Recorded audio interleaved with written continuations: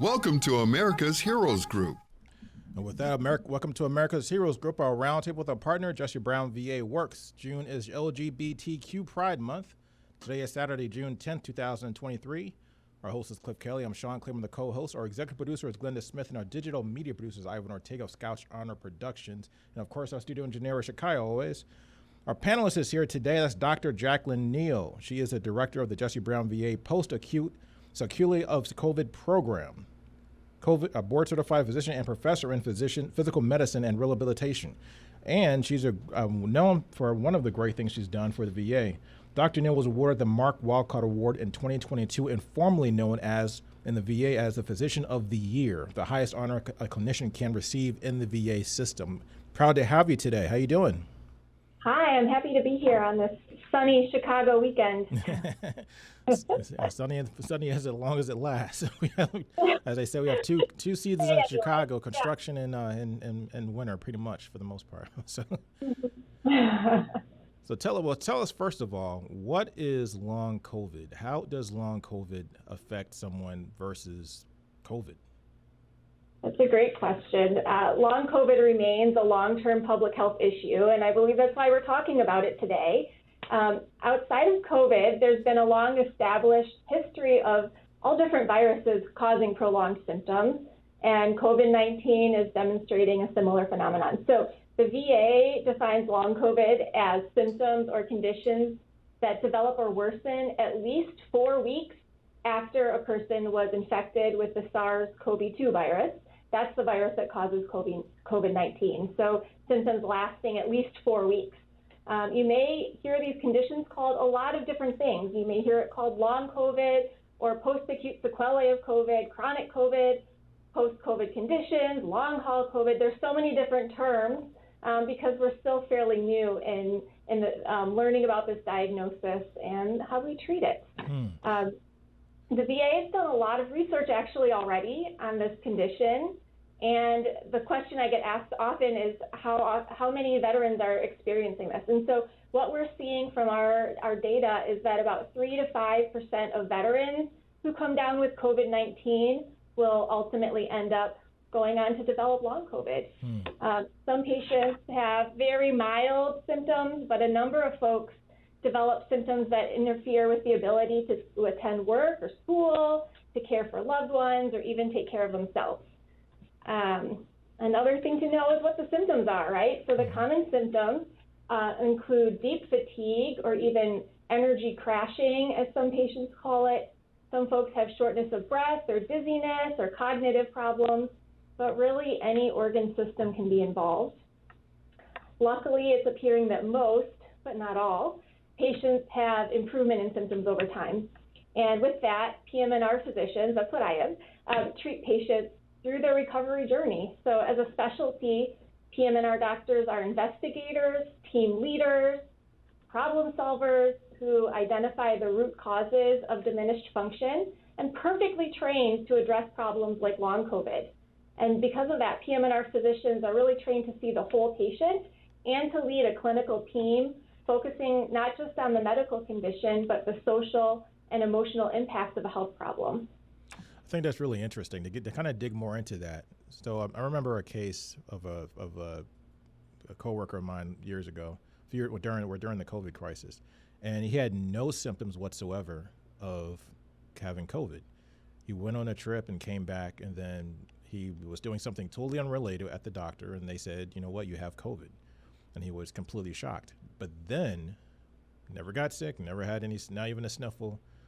But now he's on dialysis. He has some other issues that they believe was attributed to the COVID, how it affected his body in some kind of weird way. Is that something like long COVID that you described, or is that something different possibly? That's a really good question. It would be hard to say without knowing all of the specifics of your friend's case. One question I hear that we talk about often is what causes long COVID or who's at higher risk for developing long COVID. We do know if you have more severe symptoms when you're first diagnosed with COVID-19, you have higher likelihood of going on to develop long COVID. But because most of us actually have mild COVID symptoms in the beginning, like your friend, we see more people overall who have long COVID, just because there's more of us, right? And symptoms, like we said, have to continue on at least 4 weeks after the diagnosis of acute COVID. And some people have symptoms that get better and worse over time, and so they might feel really good, and then a few weeks later start to feel bad again. And so maybe that's what your friend experienced, but it would be hard to know without knowing all of the details. So what are the misconceptions about COVID that people have that you see commonly? So I'm glad you asked this question. What I see on social media is a lot of times where I see what the misconceptions are. And there's a lot of discussion that I've been hearing about folks who have actually not had their symptoms taken seriously by healthcare providers, or who have had symptoms attributed to a mental health problem. So problems such as depression or anxiety can be a common part of long COVID, but it's very clear that the symptoms of long COVID are very real and they're not caused by a mental health condition. So for our listeners, if you are having bothersome, persistent symptoms after COVID-19, it is really important to seek medical treatment.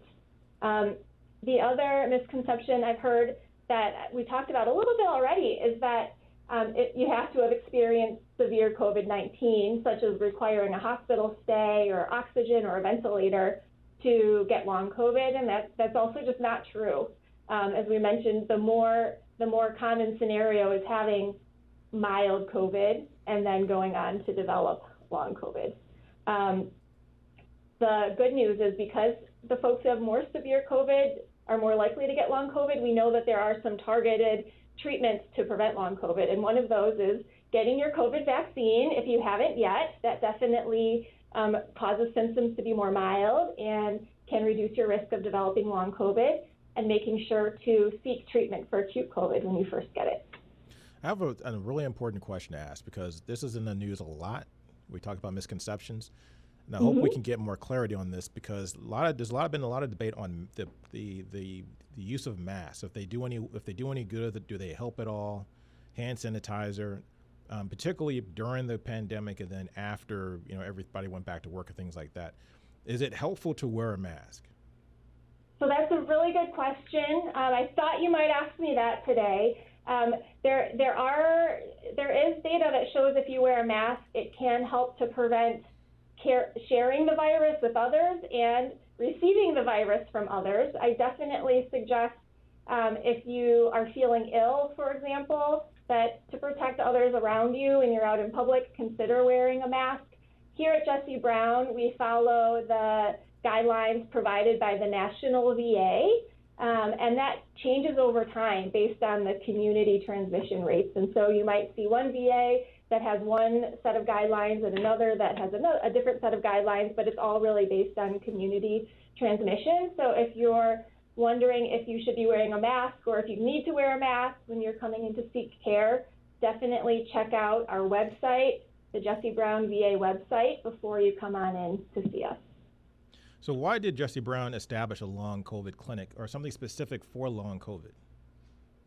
Jesse Brown was actually one of the first VAs to establish a long COVID program, and I actually came up with the idea for personal reasons because my father had severe COVID-19 early on, and we struggled to find encompassing medical care to help him with his long-lasting symptoms. We still are struggling. It's very piecemeal. And so through that experience, I realized that there was a need for long COVID care that wraps around the patient and helps them with all of their symptoms. And so I wanted to start that in the VA, and luckily the leadership was so supportive of the idea. So the idea took off. Our program started in January of 2021. It's made up of a whole team of specialists, including myself and some of my colleagues, PM&R doctors, pulmonologists who are lung doctors, cardiologists who are heart doctors, neurologists who specialize in the brain and the nerves, a psychologist, neuropsychologist, and the list just keeps growing. We all work together to provide individualized patient care. And then on top of that, we have meetings where we meet regularly to discuss patient cases as a team so that we can all problem solve together and make sure we're on the same page with developing a treatment plan. So now, since January 2021, we've had nearly 200 referrals. We've graduated a large number of patients from that referral base. And then on top of that, one thing leads to another. So I've become involved in forming the guidance statements of management for long COVID nationally through a group called the American Academy of Physical Medicine and Rehabilitation. This group is made up of a multidisciplinary collaborative of specialists where we really bring experts across the country from across medical fields to develop guidance in the care of patients for long COVID. And so I think that's really exciting that Jesse Brown gets to be right on the forefront of helping to develop those guidelines. And then also, Jesse Brown, as a VA representative, I've been involved nationally with the Long COVID Coordination Council, which is a federal interagency group that was formed per President Biden's request to work on plans for managing the effects of long COVID across the country. So it's really exciting that right here in Chicago, we get to be in the center of it all. I think that's really great that that you guys are taking this seriously, but it makes me concerned in some ways because is COVID something that, long COVID, I should say, something that is deadly perhaps, or is it, what is the danger, at the end of the day, what's the serious danger of long COVID? So symptoms are very variable. We're not seeing so much mortality per se, though we're seeing quality of life problems, right? If you can't breathe and you have dizziness and you can't think straight, it makes it really hard to function and have a good quality of life. And that's where the public health emergency piece of it comes from, right? If we can't all work together to support our country, go to work, take care of our families, that can really cause problems both for the patients personally, but for our communities. And is it really important for people to get boosters every year, or if you've had, the first 2 or 3 boosters, are you good to go for a period of time, or how does that work? So my guess is that the guidance in that area will change over time as we develop new boosters based on how the variants change with acute SARS-CoV-2. So right now, what I would recommend is make sure you follow with your primary care provider if you have one. If you don't have one, please come on by Jesse Brown. We have wonderful primary care providers who will stay up to date on when to recommend the next booster if you need that or not based on your individual medical conditions. Would you say that for the most part, it's a good idea for that to have all the current boosters that are out there? And how many are there out there right now? Are there 3 or are there 4? I've completely lost track.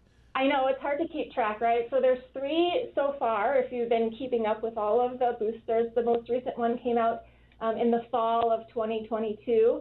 And it really is going to depend on what medical conditions you have, if you're immunocompromised, if you have other kinds of medical conditions. And so with that, I would really say, if you're not sure, ask your doctor. Your doctor will be able to give you specific information just for you. Mm-hmm.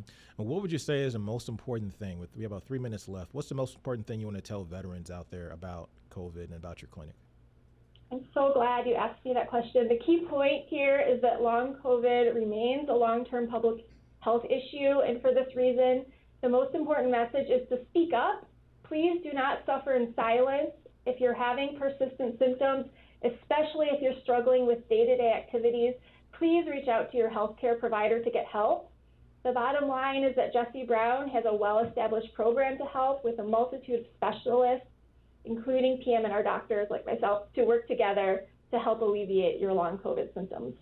And also don't forget, let us know, how do we get in contact with Jesse Brown? How do we get a hold of you? How do we get involved with the program? That's a great question. If you head to our website, you can get a lot of information about long COVID. You can also reach out to your primary care provider who can give you a referral to get plugged in with us. Appreciate that. Thanks for your time. You gave us a lot of information that was really helpful. And I hope that for at least our veterans out there that we have a better understanding as to the importance of taking COVID seriously. And then and also some of the things that we've seen and heard in social media maybe not as accurate as we hope they would be. We should probably talk to our doctors, reach out to the Jesse Brown VA clinic or your nearest VA clinic anywhere around the country, wherever you are, and get the real information that's specific to your needs. I think that's the message we kind of heard today from a great doctor. Appreciate your time, Dr. Jacqueline Neal. She's the director of the Jesse Brown VA Acute Sequelae of COVID program, board certified physician and professor in physical medicine and rehabilitation. Thank you for your time. Thanks so much for having me today. My pleasure. Have a great day. You too. This is America's Heroes Group. We'll be right back.